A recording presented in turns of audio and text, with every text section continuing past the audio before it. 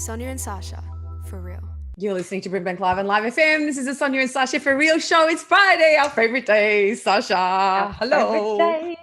I miss you. I just want to get through there. One day we're actually going to be able to get in the studio. With our friend Ralph, who we love, and we're sending all kinds of love to our friend Ralph, because he's been doing it a bit tough, and we want to wrap our arms around you, Ralph, who is making media, who puts the whole thing together, owns the station that this is broadcast on. And everybody from the BRIMBANK Live team, we love you, and we're sending a big shout out to you today, Ralph. Yeah, sending him lots and lots of love. Sending him lots of love. Now, we've got a big show, huge show, Massive, big controversial. show. Sonya, I had a dream. that they said no masks. You didn't have to wear masks. Anyway, I didn't actually realise till about 11 o'clock that the dream was not right, because I got out of the car, got petrol, did this, and then I realised I had made that up in my head. But anyway, it is going to come. We may get told we don't have to wear masks outside. This could be very, very cool. I know. We'll be able to breathe while we're walking our dogs. It'll be amazing. Now, we've got our rainbow stuff on today. It's a very important day. Today is the Transgender Day of Remembrance. Yep. And that is where we pay tribute to the transgender people whose lives were lost in acts of transgender violence. So we are paying our beautiful tributes and representing all of our amazing people in the trans community. So we send big love out to you today and every day. And it's also Transgender Awareness Week. So it's a big week for our beautiful trans people. So we are sending our love, and we're repping our rainbow colours today. I'm going to wear this out all day in absolute pride. Yeah, I think that's a great idea. So what's going on? What have you been doing this week, Sash? Because we've got a beautiful big guest who's going to take up all of our show today. Controversial. Okay. He's going to push us to our limits. But he's had an amazing life and lots of history, and, you know, he's done lots of incredible things in his journey. So we're hoping that you'll Scott McKenzie, all the way from New York. It's another New York minute. Yep. Okay, so what have I been doing? My kids have started sport again. I went out. And I'm actually saying, I think that we need to encourage people to start to get out now. How long before you're bored of that, though? How long before you're like, I don't think I'll ever be bored. I don't think I'll ever be bored with taking Do you know what? I will never be bored of taking my kids out, let me tell you now. And I'm actually having a little bit of anxiety about the fact that in 2 weeks, school is over, and I have my kids at home for 2 months again. Same. I'm really scared about that. Well, I'm not scared. I'm scared. So let's be real. Well, because it's just we're entertaining them, and it's massive. And at least we don't have to homeschool them, though. That's the one bonus out of this entire break that we're about to have. People might think that we don't love our kids. That's the thing. We love them so much. We would clearly do anything with us all the time and follow us around. Yes. I have not had a shower by myself since 84. Yeah, 84. Do you know what I'm saying? Now, guess what else it is, right? It's actually Youth Month. Hang on a second. It's Youth Month. This is our month. We love the youth. We're youth because we're like under 20. 23 and a half every birthday. Yeah, exactly right. We love you. Well, you and I have dedicated our entire careers to working with young. We love them. Yes. We love every Youth Month. Yes. We get a whole month. It's like, it's better than Mother's Day. You just get to party all week. Actually, basically what it means is that I think Youth Month, I'm going to translate this to be completely different. Youth Month is where old people actually get out and act like young people for an entire month. And that's you and I, Sonya. We're not, except we're not old. It's other people who are old and act like young people. Yeah, that's exactly right. That's exactly right.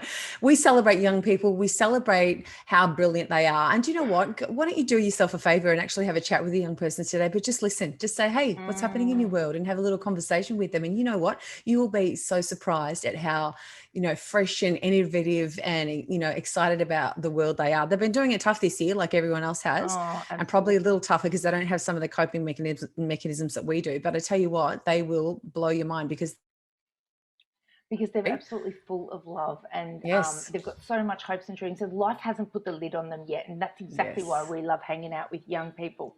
Absolutely. Now, can I tell you what? I have watched an incredible show that I highly recommend for you to watch. Yes, incredible. It's on Netflix. It's called Trial 4. And it's about a young person who was sentenced to 22 years of jail, and he was innocent. I'm not going to tell you anything more about this, but I can tell you now, I will do my absolute best to get this man on our show. Oh, how are you going to do that, Sash? Sean Ellis. I'm going to stalk him. That's correct. Right, because if he didn't get stalked in jail, he's going to get stalked by me. That's all I can say. Right? I'm going to do this guy is love and peace to the absolute core, and I'm just telling you, It was brilliant. I highly recommend everyone to watch it. It's called Trial 4. It's set in Boston, and it's probably about it's taken over. It's a show over 22 years, so it's brilliant. You got to watch it. That's what I'm saying. That's my recommendation for the week on what you need to watch. But already, Sonia, we are running out of time because we have the incredible Scott McKenzie. If you want to see the world differently and you want to open your eyes up to, and that's why we love Scott. We love Scott because he pushes us to the end to think differently. And that's what I love. I love somebody opening up my mind and making me see another point of view. And that's exactly what Scott McKenzie does. And he is our guest. And not just like 1, 2, he's like 3 segments. That's how interesting he is. Absolutely. We've put aside 3 segments for him. And do you know what one of his lines is, which I absolutely love? I think you vibe with this as well, is unsubscribe. Unsubscribe to the normal pattern of what things are and what we've been told. Go do your research, go find out about it, and then form your own opinion from there. Unsubscribe to what the normal is. And I really love that because we need to be challenged and pushed out of our comfort zones all the time. Now, not everyone's going to love, Scotty. He loves a bit of shock as well. Like he'll put some stuff up there just as shock value and just for fun. And a lot of it's, opposing views, but it always is interesting. So we hope you enjoy. We'll see you after the break. This is BRIMBANK Live on Live FM. You've got the Sonya and Sacha For Real show. It's Friday.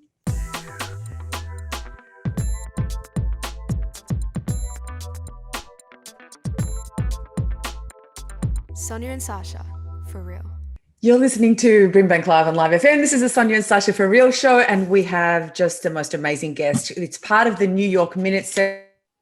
New York Now, Minute. You will find this a friend of ours to be the most controversial guest I think that we've ever had, and in anything that we've ever done. Like, this guy has incredible opinions on so much stuff that we love and we soak up, and we just can't get enough of him because he has this energy that we just want to know more and more, and he educates us to think differently. That's what I love about him. Would you like the professional level introduction? He's a published author.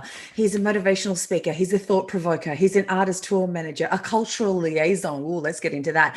And you will most likely find him cycling through the streets of New York in a Louis Vuitton suit. Please welcome great Scott McKenzie. Hey everybody. That made me feel like Trump. I felt like I was stroking the ego. Hey, welcome to Australia, baby. Welcome. Because we have to get you down here one day. I promise on everything I love, I'm coming to Australia. As soon as these airlines let us do what we want to do. Okay. Well, now, because we have no planes here, so you can't get over here. You can't get back. You can get over, but you can't get back. Yeah. I won't mind saying. Now, I need to ask you, one of the things is Scott McKenzie.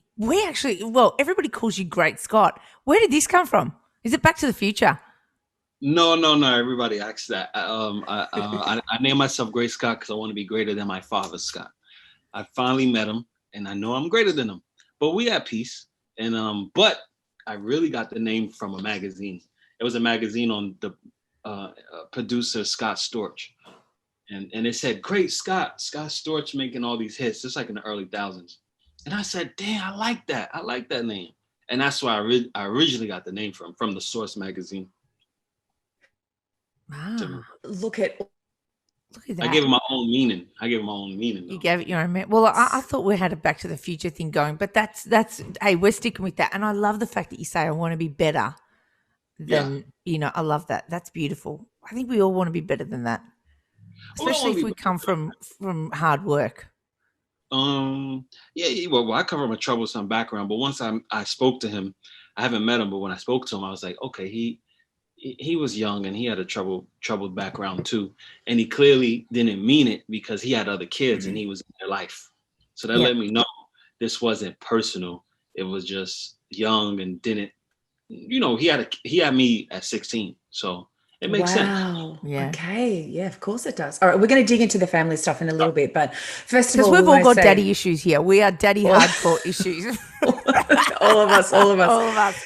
So we want to know, because when we've had conversations with you, you're just like the epitome of cool. You've got even your company name is cool, River Phoenix Acquisitions LLC, and we've got we see you as a tour manager for A Boogie, and we've got we see you hanging out with the Fugees, and you interned with Pharrell. Like, there's so much to you. When someone asks you what do you do, what do you say? I don't like answering that. Yeah, we know. That's what I'm like. No, I mean, not to you guys, but when people ask me, because I'm like, I just feel like I can't put myself in one box. There's so much everybody does now. But at the end of the day, what I'm doing is just more like business management and helping people organize their professional life. Now that could be touring, that can be like an ice cream shop. Yes. It could be all types of avenues, because we're in every field. We just did a job with Costco's. I don't know if I guess you guys don't got Costco's. We got Costco. Yes, we do. So it's a supermarket out here.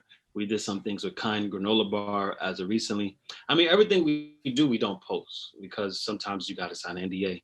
But all in all, just like, to me, I'm like a strategy officer. I'm like a chief. I'm like the director of strategy, depending on the subject and the situation. To be light with it. That's light. Let's go light. Let's go not heavy at all.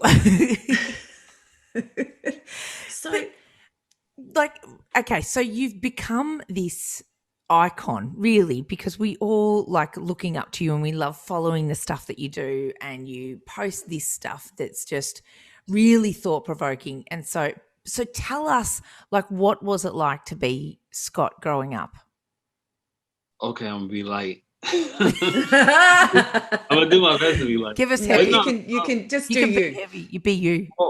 Well, long story short, I'm from New Jersey, East Orange, New Jersey. I was born in Newark, New Jersey. My mother came to America when she was, I think, 14, 15. And then she met my England. father. She's from England, yeah. UK. But grew up in Jamaica. She was born in England, left England at like 4, grew up in Jamaica, and blah, blah, blah. And then, when she came to America, it was the crack era, the crack epidemic. Pablo Escobar was running the world with cocaine. And everybody was selling drugs, and she met my father because they both related to each other, with the siblings being in the street life, the parents being in the street life, but them two not wanting to be in the street life. Yeah. And from my understanding, that's how they built the bond. And then during all this time, hip hop is blowing up. My mom used to be a dancer. She used to be dancing in the clubs with Puff Daddy, Mike Epps, Kevin Hart. I mean, not that all of them were dancers, but back then, just everybody was just trying to get on.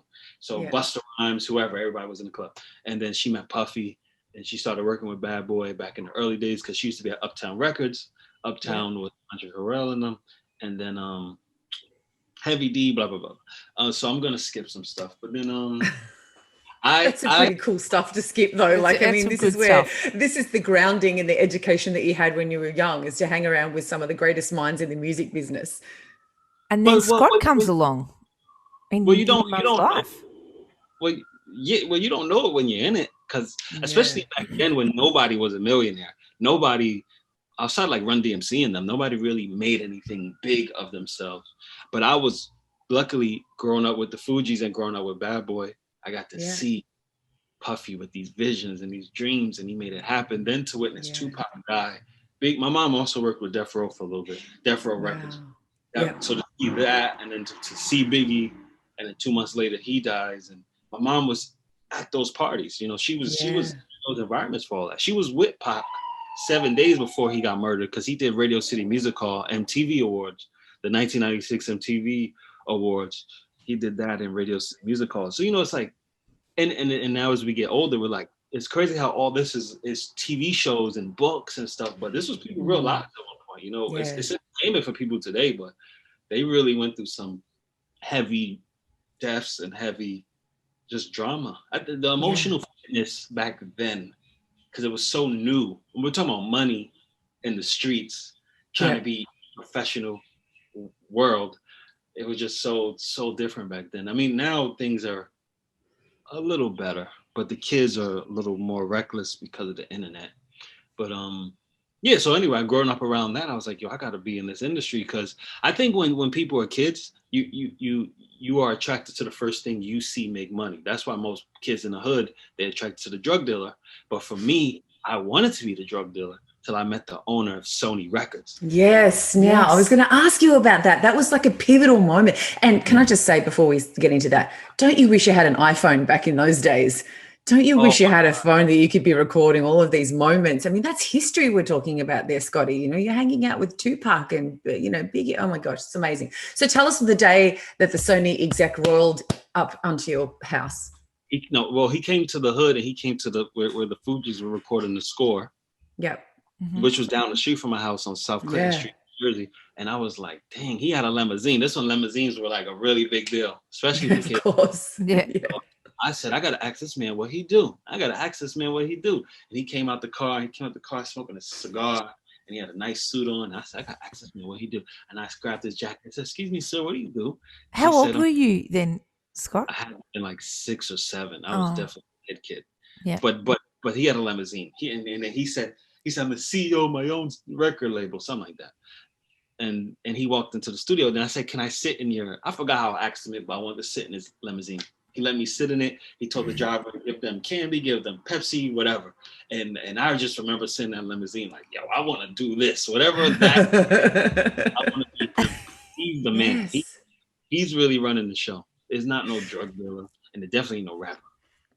But where did that come from, Scott? Like, you're 6 or 7 years old and you've got the thought, that's just how your brain works from that time. Like, what does this guy do? I want to do that. Tell me how do you get to that point? And you're 6 or 7. Like, where did that come from? Well, I lived in poverty. Not that I've been outside of America. Like, America ain't dealing with real poverty. But as far as America, I was in poverty. And when you're in poverty, you lack choice. And to me, he represented freedom. Yeah. He represented freedom. He could do what he wanted when he wanted, and he was really running the show. And that's when I caught on for that's why I want to be a drug dealer, because I'm like, well, they're not really running the show if they're always on the corner. The corner to me is no different from an office. It's still an office. It's on the corner. I don't care how my shoes look. And back then it was big rope chains and stuff. I was like, nah, that don't lead to nowhere good. This man seems to be leading. His life is going good places. I want to be him. He ain't dealing with murder and drama. Now, you're surrounded by this, and you've said that there was, you had drug dealers in the family, and you had, a potential kidnapping when you were a child. Okay, you're right in the middle of all of that. Tell us what that was like. Well, so I knew my family was in the streets, but I didn't know to what level until I got kidnapped. Well, it was an attempt kidnap. So I was in school, to be light with it. I was in school, and these grown men came up to me, and they tried to grab me, and I'm like, what are you doing? And then they keep trying to, but they're walking. But they keep trying to grab me, and I'm just like, I'm backing up. And then another kid came up to me and said, your uncle killed my whoever. You know what that means for you, right? And I'm like, I don't know what are you talking about? Oh my God. And how old are you at this age when this happened? I had to be like 12 at this point, and then I was like, long story short, I got out of it. They chased me, they did grab me up, but I got out of that and I ran straight home. I ran all the way home. I was out. I'm jumping over fences, everything like behind this people. is like a movie. Yeah. Well, in the hood, a lot of people's stories is like the movie. Yeah. Not really light was this, but anyway, I went home and I told my uncle, the same uncle that did the murder, he happened to be in the kitchen. And I said, Uncle Mark, you killed somebody? He just looked at me on nonchalant and went, yeah, and kept watching TV. I said, I'm going to tell my mother, which is his sister. And I told my mom, and then they had a whole fight, an argument, and then turned into whatever. Long story short, we convinced him to turn himself in because people were getting kidnapped and people were getting murdered, and they wanted to just hurt everybody till they got to him. They were trying to find out where we lived, everything. I couldn't go to school for a little bit. I had to just be in hiding. Not just me, a few of us. And because of the actions they did, I had to suffer the consequences because you're guilty by association, even though I am nothing like them. Oh, your last name's McKenzie. You from that family. We should get you as a retaliation on them, even though they're not here in the streets at least, because a lot of them was locked up. Yeah. But anyway, Yeah, but that was the streets back then. It was just the 90s and the late 80s was just different. You know, cocaine and heroin really was making people multimillionaires. I used to carry like $100,000s as a kid on me to hide, you know, from people. It was crazy. Wow. That was back then. Wow. That's what they broken glass everywhere. People hanging out the corner. Like all those songs were really real for the time, especially in New York. Yeah, It was absolutely. real. Nothing far from the truth with those early rap songs about what America was like with the truth. You know, and now I watch Pablo Escobar Narcos and I'm like, one man could have an effect on the whole world in ways he probably didn't even imagine. You know? Yeah. He made cocaine a commercial. He made it Coca-Cola. He made a commercial product. It never was commercial to him. People sold cocaine before him. And you know, I grew up with like family on crack and drugs. Most of my family died of AIDS. My father's side, at least, they died of AIDS. So my relationship with drugs is like, I don't do drugs at all. I don't smoke cigarettes. I don't do none of that. But my relationship with drugs is just, I wouldn't say special, but it's just unique because I've grown up around it most of my childhood. The hardcore drugs, so I've seen it. I've seen what it can do to people. Like most of my aunts were prostitutes. You know, I seen them do a lot of things and not feed their kids. Y'all got kids, y'all know. But imagine you looking at your child, he hungry, and you like, cocaine right now is more important than you. I've seen them be like, I can't feed you right now. But they take that last $10 and go shoot their arm up. So, Scott, you're living this completely different life now. What was the point of breaking away from that to this? Like, was there points? Was there key moments? What happened? Like, what happened in high school, or what happened when you went, I need to move away from there? Well, I'll tell you this: when the Fuji started making money, I saw another life. I never knew this other life existed, which was like, I mean, I hate to say it like this, but it was like the white area of New Jersey. I saw mansions, I saw pools, I saw kids that wasn't really stressed out. I was like, dang, I ain't know people live like this. By this point, I'm like at least 14. So that was important to see because I think if I never saw that, and I always give Wyclef credit for that, that alone was just enough to show me that there's more out here. You know, you like some of these kids only know they block. They really do. Some of them, like I'm from New Jersey. I've never been to New York, and New York is a 20-minute ride away. You know, but it's because it's really all they know. So it was that. It was the Fugees and them showing that you don't got to live that life. Because once again, I look at the result, and the end result of being in that life is it don't end well. You either end up dead or in jail, and here's somebody that is becoming a millionaire off of music and being an executive. And I said, I'd rather be a square. You know, kids in the hood tease you. They call you a square. You think you white because you don't want to talk hood and you don't want to sag your pants and you don't want to sell drugs and you don't want to cheat on your girlfriend. I don't care. This guy looks safe. He looks like he's living a complete stress-free life. I'm tired of being stressed out. I don't want to be stressed out. I committed crime too when I was a kid. You can't be an angel around a bunch of devils. You got to do what you got to do to survive. But I'm saying all that to say, I was like, I'm not trying to live like this. I don't like waking up. You know, I've had home invasions. You know, home invasions ain't cute. People tying up me and my grandmother, that ain't cute. I don't want to live like that. Who wants? No, Pablo. I'm saying Pablo Escobar because he was the richest. But let's say El Chapo and them, they were billionaires, and then you just on the run for the rest of your life. Nobody want to live like that. Like you see a house you love just waking up in your house, but these guys every week they have to move, they have to change, they have to carry 20 guns on them. I know what it's like carrying a gun. I don't like using no gun. I don't want to do that. Scott, there's so much trauma that there's from your childhood, and yet when we speak to you, you're so light, and you know you've got this mission to educate yourself on every topic known to mankind, and you speak so beautifully about your mother and your partner, and you know you are completely, you know, unless you talk to you and dig deeper and find out all of that stuff, we would not have known, because you don't carry it with you. Your light, you know, it's how does a boy deal with that level of trauma and then heal themselves? What did you do? Well, I think personally, I didn't know it was trauma until I was like 27. to be honest. Right. And that's only because I had time to reflect once I lost everything and I had no money and stuff, and I was just able to reflect. And I was like, I didn't realize that that was considered bad. Like, I've been molested, but I didn't know.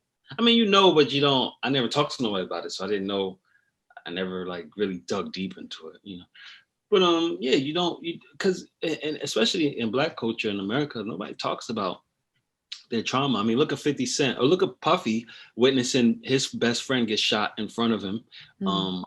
I mean, my grandparents, my grandmother went through some stuff. I mean, but to her it was like, hey, that's life. I don't think she saw lynchings because my grandmother was light skinned, so she was a house N-word. But she till the day she died, she just cleaned up homes for wealthy white people in New Jersey. But even when she lived in Jamaica, from my understanding, because she used to have all these pictures of just white families, and she's like, "Oh, I worked," and like she would worship them, like, but not in a bad way. Like, to her, it was like, these people, without them, I wouldn't be able to feed myself, because she never graduated school. I don't even think she went to school. She was totally illiterate. But that's her time, and I'm saying to say, like, she didn't know that. I don't know. Maybe reading a book is important. She didn't know all that stuff. For her, it was like regular life. She used to always tell me, baby, just be. I forgot how she used to say it, but you just want to be in a good space so the white man can give you a job one day. That was her whole thing. Make sure the white man will give you a job one day. But I understand as I got older, I'm like, okay, yeah, because she went through. She was born in 1934, so she just seen different stuff. She only left London because Hitler. They thought Hitler was going to take over the UK. Yeah. So we got out. And we were like, I ain't staying here. But she's like, we came to America with no money. We didn't know our foot from our head. So you just do what you do best. You cook and clean. That's all you can do. Especially for women, because women too didn't have their independence. Even white women, it wasn't the same. But now women are able to be free and do what they want to do. But anyways, I compare myself to all that. I'm like, am I really going through stuff? I went through stuff for my time, and that's what it was at that time. But at the end of the day, there's people that went through more. At least I have my health, and I never been shot. Oh my God, what an attitude though. Because if somebody went through one of the things that you've just said, and you've said like 30, they'd be in therapy for life. They wouldn't leave. They'd be on medication. They'd be, rocking in the corner. And you're just out there saying, all right, well, that people had it worse and I'm moving on and I understand it. They do. I want to be a part of it. Yeah. That's what I was saying earlier with America. It's like, until you leave America, you don't realize, like, people in Haiti and Jamaica and Mexico, and my girlfriend's Mexican, so being out there, I see real poverty, man. We don't got no poverty. At the end of the day, it's not poverty we can't control if we would work together. But yes, there is a system that is dedicated to making us not work together. So that's why Africa, as much resources as Africa has, if I keep all y'all fighting, like what's going on in Nigeria and with Congo, whatever, y'all never really notice that we, the powers that be, whether China, Russia, whoever, everybody's just taking from you, taking. And that's the same thing in the hood, like in America. It's like Bloods and Crips fighting over colors, But you've been brainwashed. I'm not falling for that, because I always looked at the result. What does this lead to? Some people don't care about the result. Results of, like, I have to look at history, because history tells all. And I'm like, okay, well, if it didn't work then, why the hell do I think it's gonna work now? I'm not doing that. Meaning like hurting somebody else or cheating on somebody. I don't need to do all that. It doesn't lead nowhere. So I tell everybody, I live by Stalin. Stalin has a quote: "One death is a tragedy, 1,000 deaths is a statistic." And that's how I live. I want to know the statistics of things, and I tell everybody, do that. You want to get wealthy, go buy Forbes and see the top 400 people that's wealthy and see what's the commonality between them. Unlike now, when I was a kid, I didn't have Google. I graduated school in 2003. Google, y'all know Google didn't exist then. I had to literally go buy books and read and find it. Now I could type up everything in 10 seconds. I get the answer. So I'm like, what's your excuse now? You know what I'm saying? Like when YouTube was invented, I was so fascinated with this thing. I was YouTubing everything. YouTubing how to make glass. I was like, oh my God, the answers is all here. I was so addicted to YouTube for at least 2 years. I've watched like every video on YouTube. I still to this day, because YouTube got all the answers. You can want to own land. I learned about credit through YouTube. Yeah. I just watch tons of videos and hear people's opinions then I line it all up and say, well, what's the commonality of all these opinions? This work, American Express is best. The fact that you want to be able to educate yourself so much is just, and the fact that you're putting out all of these different opinions, and you're actually teaching other people.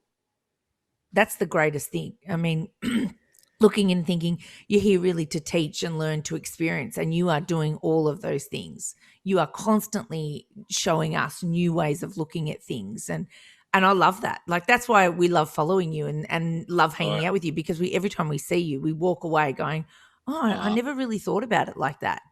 And you have great ways of looking at things. Where do you want? We'll go for a break. And we need to take a break. We need to take a break, and then we'll come back. There's all these other questions we've got, because you really do. You make our brains hurt sometimes. Yep. All right. We love it. We love it. So you're listening to the Sonya and Sacha For Real show, BRIMBANK Live on Live FM. We'll be back soon. Thank you so much for listening to BRIMBANK Live on Live FM. If you've got the Sonya and Sacha For Real show, and here we are with our friend from New York, the great Scott McKenzie, and he's just got a different view of the world. He's been through some stuff we just heard, but he's just he has made us think about things in such a different way, and constantly thought-provoking. And we watch his social media, and he's like pushing us and making us think, oh, what about that? What about that? YouTube was your educator for a while, like it is all of ours. Google is now. But what about, how do you, what do you do with your thoughts about the world, your social media? You pump it out there and you make us really just, where does that come from, Scotty? Oh, Lord. Well, Tumblr was one of the first websites I was really addicted to. I never forget when Tumblr first started in like 2008. I was on Tumblr before Twitter and Facebook. So after MySpace, I went to Tumblr, and I just got a large following. I used to be really popular back in the 2008 to like 2012. I had like over 100,000 followers. I was one of the first, I'm not saying I'm the first. I was definitely one of the first group of young kids in America getting sponsorships, Reebok, all types of brands, Ciroc. Yes. So anyway, Tumblr, I use Instagram stories like Tumblr, because Tumblr, I would just repost stuff and people would just be fascinated by it. And I had a big blog called Purple Mango. Yes. And, I just made the word up. It means nothing. And then I would walk down the street and people like, yo, you the dude from Purple Mango. But this is what Tumblr was the thing. Because Odd Future, Tyler, the Creator, ASAP Mob, ASAP Rocky, and them, a lot of them got discovered from Tumblr. This is back in Tumblr was the thing. So anyway, now once Instagram stories came out, I was like, oh, I'm going to use this like Tumblr, because I love Tumblr. I could just be random, because the life is random and our minds are random. Our bodies are random. And I just encourage people to just understand, because me and Sacha, sometimes we go back and forth, right? And I just, not just with her though, it could be Black Lives Matter, it could be whoever. I just want people to understand that life is a battery. It's a positive and a negative. That's why the Chinese said the yin and the yang. You can't have day without night, fire without water. There's always an opposite, and man without woman, and it's all good, So you got to balance both, It's like with the police. I think some police are wrong, but not all police. I don't think we should defund the police. And why the police aren't doing nothing no different than a gang member in the hood saying don't snitch. Yeah, if that's my own, I'm not gonna snitch on my own. I'm not saying I condone killing. I'm just saying, like, as a cop, I get it. Cops gonna stick with cops the way blacks are gonna stick with blacks, and Chinese gonna stick with Chinese, and that, I don't agree with it, but it's normal. It's normal for people to feel that way. The way the squirrel is with the squirrels and the penguins are with the penguins. We ain't gonna see the penguins hanging out with the chihuahuas. So, what is your opinion on Black Lives Matters? I mean, I agree with it and I don't. I'm black, so of course I don't want nobody killing us. But I don't think that the best way to make change is through protesting. I think when I look at leaders that did change the world in their way, it could be Fidel Castro, the Honorable Elijah Muhammad, Malcolm X, whoever. I think they were very big on force. People only respect money and violence. And even like in Africa or Egypt or Iran, when they didn't like what was in government, they went in there and they yanked that person out. I feel like all we do is go, hey man, don't shoot, we're gonna protest, and then the next week we go back to shucking and jiving. Not we, because I ain't doing it, but these people do. And some things we have to unsubscribe from if we really want Black lives to matter. It can't just matter when cops kill us. It has to matter when even we kill us. If my life matters, it should matter no matter what. It can't be like, well, that's less of of an issue when your own kill your own. Because I'm black and I'm more scared of my own than the white person, in the sense of like, listen, every culture kills their own culture, right? But I'm saying that to say, I know for me, if and I know this because I'm from the hood. If I walk around with this chain on and Bill Gates is right next to me, they're gonna kill me before they kill Bill Gates. It just is what it is. Because they feel it's safer to kill you, I could get more away with it. Because you black. Black people feel this way about blacks. Look, the rapper Pop Smoke just died in February. They ran up in a Hollywood mansion and did that. You don't think they know wealthy white people live out there? You don't hear them running up in wealthy white people homes. Of course, they know these people might not have cash on them or diamond chains, but that is not the point. They just feel like I could get more away with killing my own than killing. But that's not just us. Because as I travel, I see every race kills their own race, right? There's issues within every culture. But I'm trying to tell black people, I'm a part of hip hop, so I'm a problem. I'm part of the problem too. But we glorify it. That's the only difference. Chinese don't glorify killing their own. No other race really glorifies killing their own. Now, entertainment, but then you can't get mad when people look at your life as entertainment. And then just so I said with Tupac and Biggie, it's like these are real lives. But to now the world, how much people are making millions and millions of dollars making movies and benefiting off of their tragedy. I'm telling black people too, we have to stop making our tragedy profitable. Even us. You know, I don't believe in telling people to do something you're not gonna do yourself.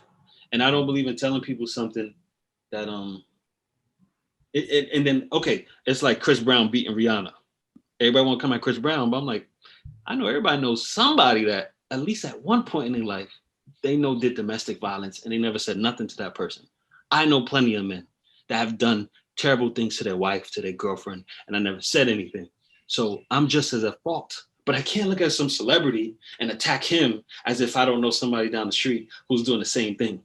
That's all I'm saying. I think that is super backwards.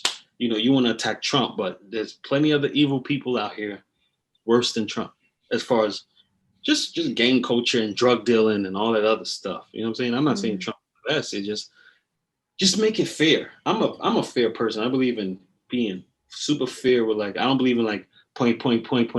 I was trying to tell Sacha, it's not your place to fix things. I think it's our place.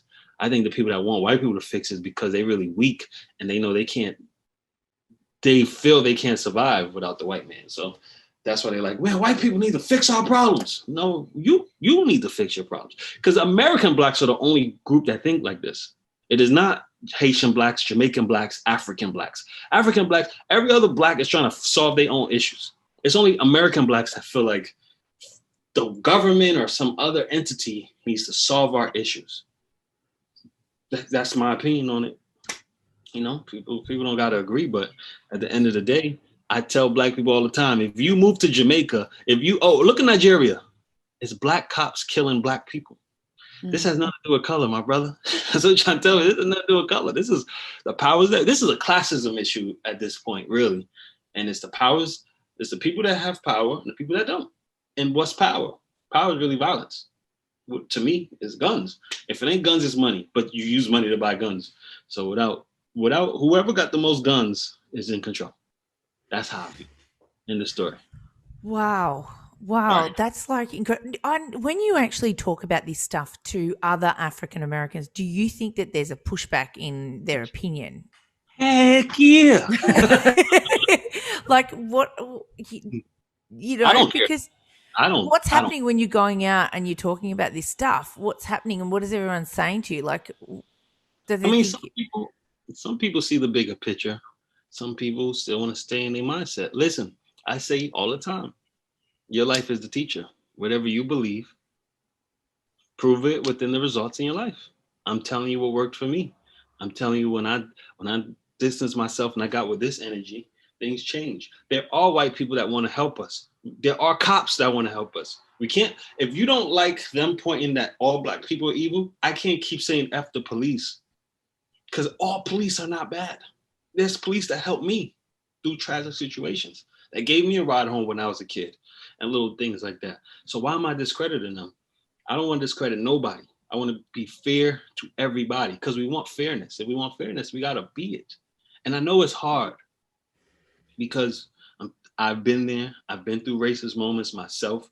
I've been beat up by the cops 3 times. I don't sell drugs. You see me, no tattoos. I'm a square compared to like 50 Cent or something. You know what I mean? You're in bed by 9:30, Scott, so you're definitely not doing anything wrong. Like, we'll bring you up. I'm going to bed. It's 9:30, Scott. Wake up. No, but I'm saying, like, I grew up in, and I've Yeah. had just bad moments, but I'm not gonna go, dang, all these cops are effed up, because that's not the truth. Only some. It's like any other world, that there's just a few bad apples in every culture, and it's all right. I think, but I understand why we stereotype, because the mind can only hold in so much. So at some point, it has to just make a ratio of, like, this is the whole of them. Like, it could be like pit bulls. Everybody in America thinks pit bulls are evil. They're not evil. That a dog is trained to be that way, just like a terrorist is trained. A dog and a little boy are the same thing. They have a brain, and somebody said, this makes sense, do this. And I'm telling people, we got to unsubscribe, even like with rape culture. Unsubscribe. I love that. I'm not trying to go. Unsubscribe. I love that. Unsubscribe, get yourself educated, and work it out from there. All right, you were going to say something about rape culture. Even with rape culture, right? I'm not condoning it. I'm just trying to help people understand how men could think the way they think, like Harry Weinstein or whatever his name is. The point is, like, I looked at Mario. You do all this, and at the end you win the girl, and then she's supposed to kiss you. This is video games. Legend of Zelda. When I was a kid, I'm consuming this on MTV. Now, if I'm a kid and I'm growing up, what do you think I'm supposed to think? I'm supposed to think, yeah, this how women's supposed to be. Like, I'm supposed to do this and do that, and hip hop is teaching me this, and video games is teaching, and TV is teaching me this. So I'm not condoning it. I'm just trying to tell people, if we can understand where things come from, then we could truly solve it. But we could just wake up one day and go, this person's wrong, without understanding that person had a background too. And it's interesting when I travel and I read education in different countries, and I see how people could think the way they think because their books are telling them this. And I'm telling Black people, when you go to other countries, Black culture is not taught the same in every country. That's why, like, a monkey is offensive to an American Black, but it's not offensive to a Swedish Black. I don't know if you remember the story of that little Black boy who did the H&M ad, and it was something about the king of the jungle, and it was a big offense here. But I'm like, Sweden, slavery and all that didn't happen the same way out there. But I get how you American Blacks don't know, because you've never been in Sweden. So you're just judging from your context of what Black people went through. And I'm trying to tell Black people, can we stop living in the concept of slavery? I feel like that concept was brought on to us so that we could think anything beyond slavery is better. But the reality is, the wealthiest Black man was Mansa Musa, and there were a lot of Black prominent people before slavery.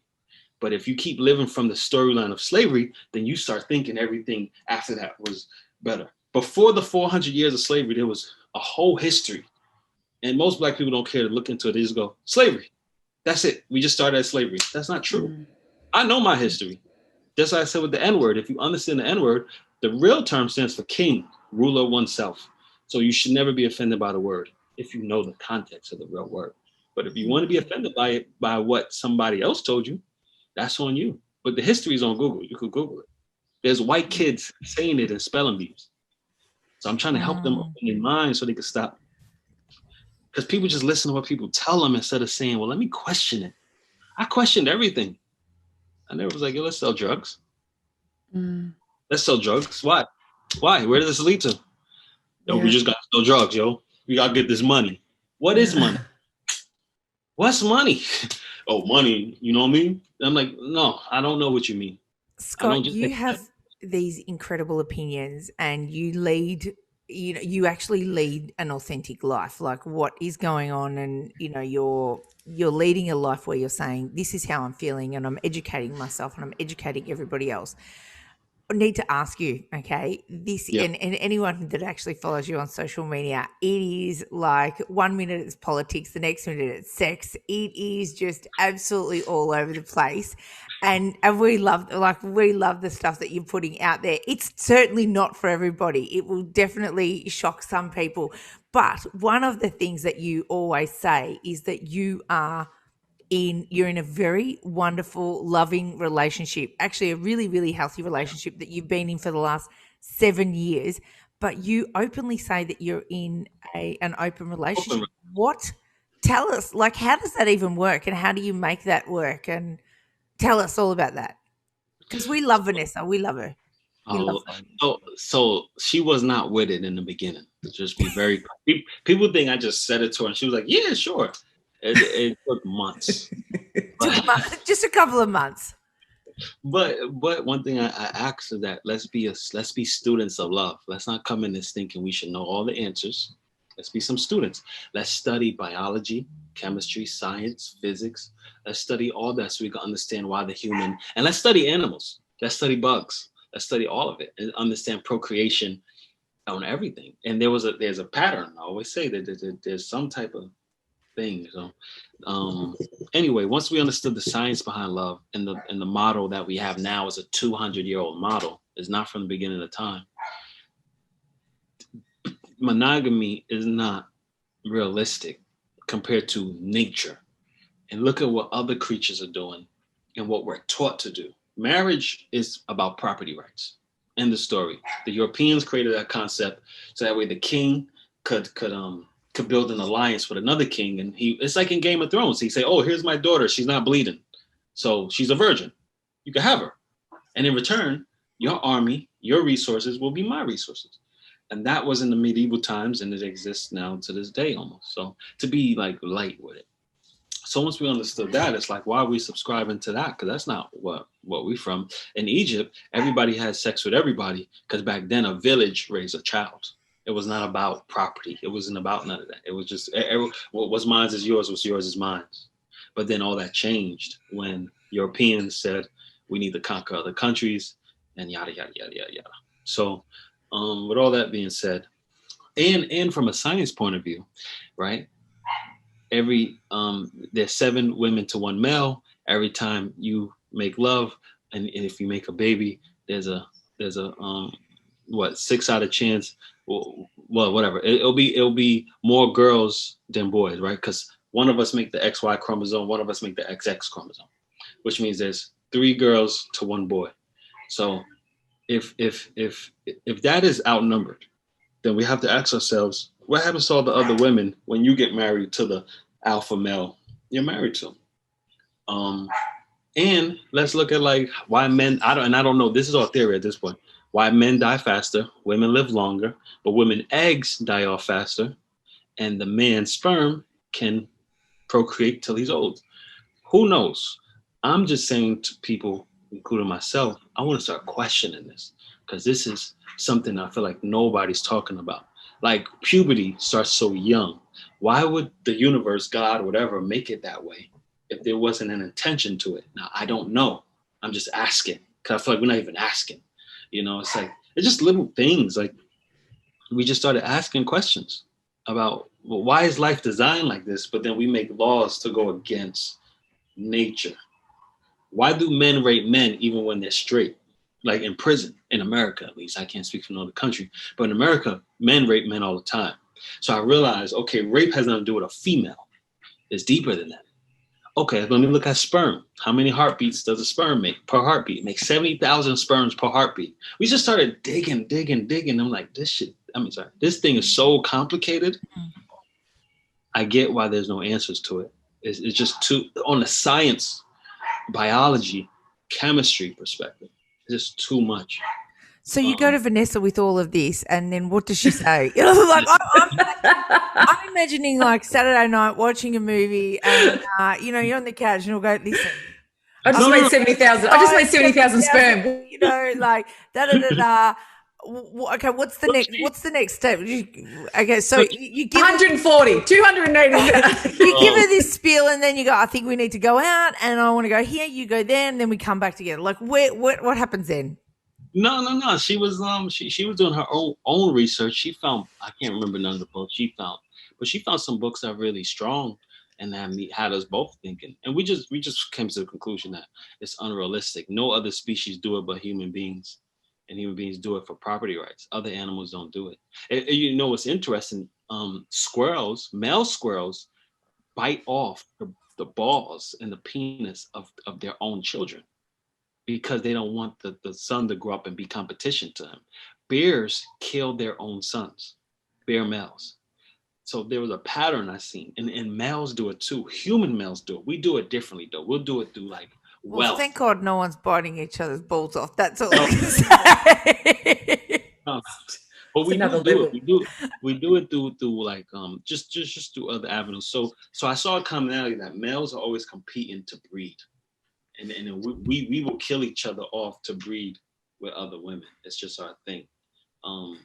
And ants do it, all bugs do it, it's whatever.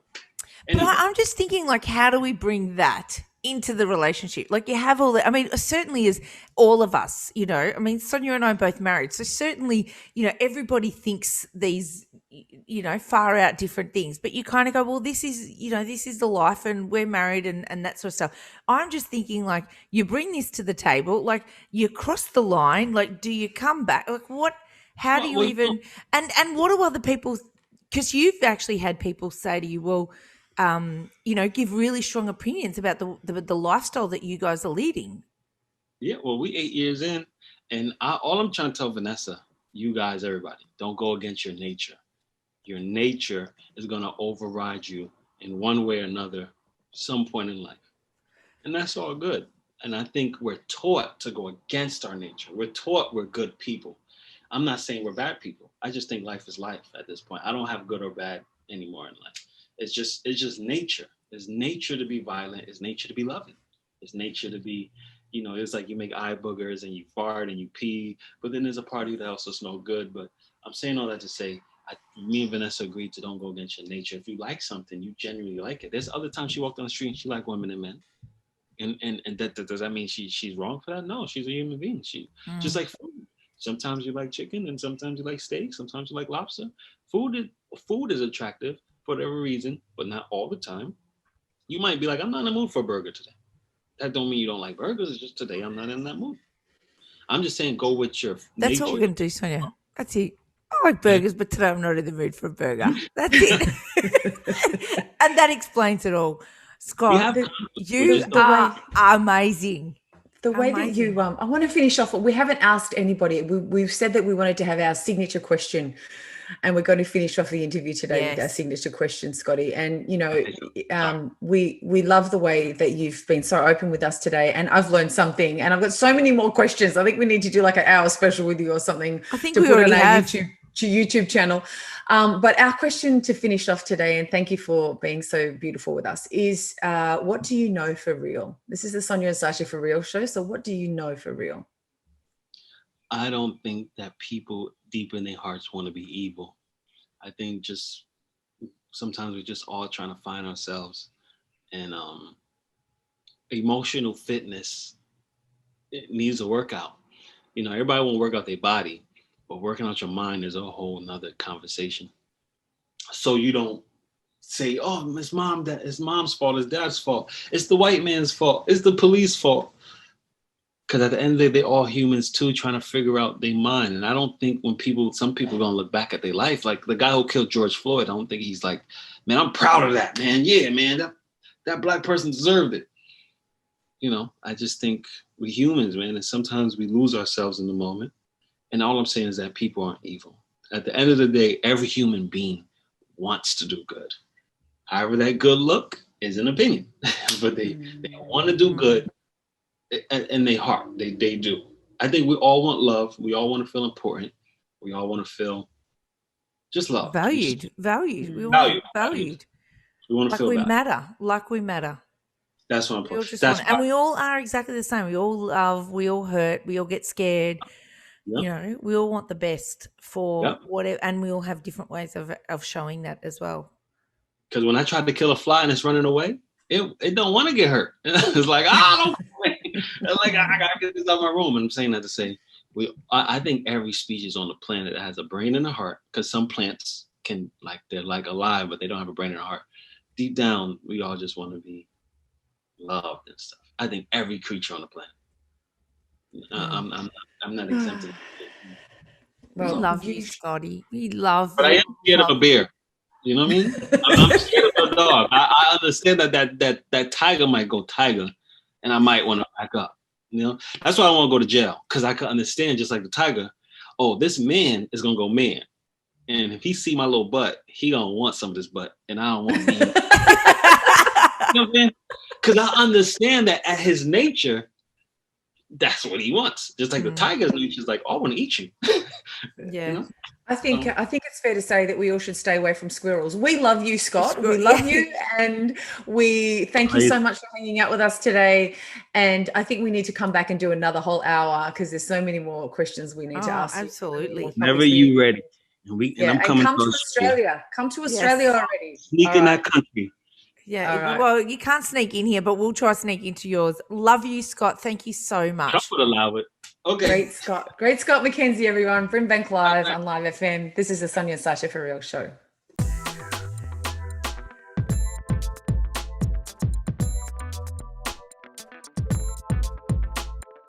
Sonya and Sacha, for real.